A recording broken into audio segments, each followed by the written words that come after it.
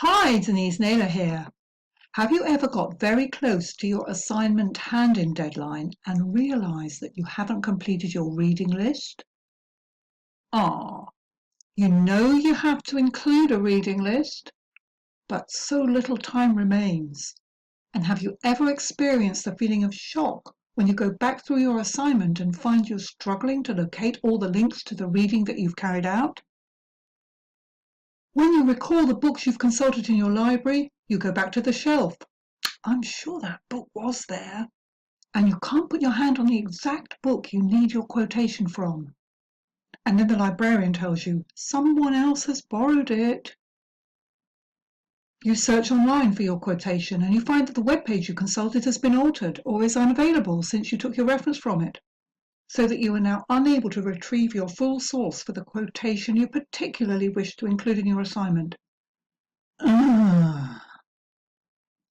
And you think to yourself, if I miss a reference, my assignment might get picked up for academic misconduct, and that will be noted against my record. There has to be a better way to get my reading list completed. Well, the good news is, there is. I call it Generate Your Reading List. What do I mean? Your first step is to open your draft assignment document and head up a page at the end, Reading List, or References List if you prefer. You can see it here at the bottom. Secondly, every time you type in or copy and paste data or words into your draft assignment, you follow immediately by inserting your sources into your reading list. And thirdly, you can edit out what you don't want in your final version. Your aim is to match your reading list with every one of your quotes in your assignment. Let's look at an example. In my video, Help, I'm Unhappy with My Test Result, I start with a definition of feedback. You may have noticed that I always advise you to start with the definition.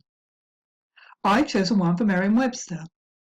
Definition of feedback: helpful information or criticism that is given to someone to say what can be done to improve a performance. Note that the quotation marks placed at the start and the end of the quote are to show that these are not my words. They're Merriam-Webster's words. I've placed the source Unique Resource Locator URL underneath the quotation together with the date of access. This completes the reference. Now this one's from a PowerPoint presentation slide, but if I were including it in an assignment, I would copy and paste the source together with the access date straight into the reading list.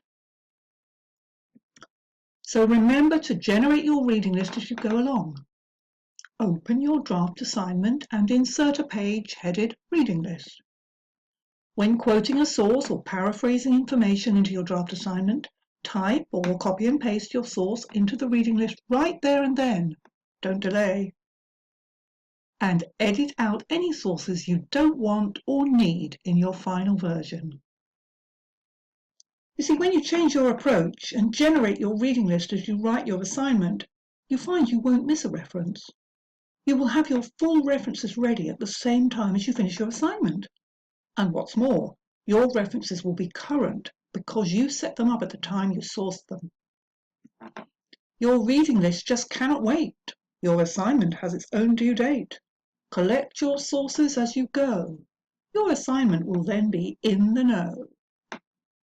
You're now ready to submit your assignment with your completed reading list. Well done. Thanks for listening, and do join me again.